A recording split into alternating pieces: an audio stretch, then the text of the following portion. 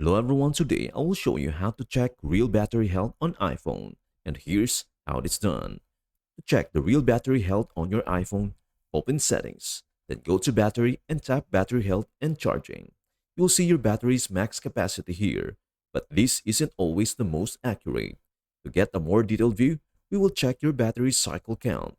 First, search for iPhone battery cycle count on Google. Download a shortcut like the one from Pay It Forward and add it to your iPhone. Next, go to Settings, tap Privacy and Security, then Analytics and Improvements. Tap Analytics Data and look for the most recent report. Share that report and select Battery Stats to see the true cycle count and capacity. It will show things like the original capacity, your current capacity, and how many charge cycles your battery has gone through.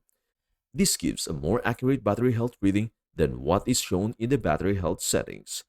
And that is everything you need to know about how to check real battery health on iPhone. Before we end, may I humbly ask you a favor? Please do like, share, and subscribe to our channel. This means the world to us. Thank you so much for watching. We hope to see you in our next video.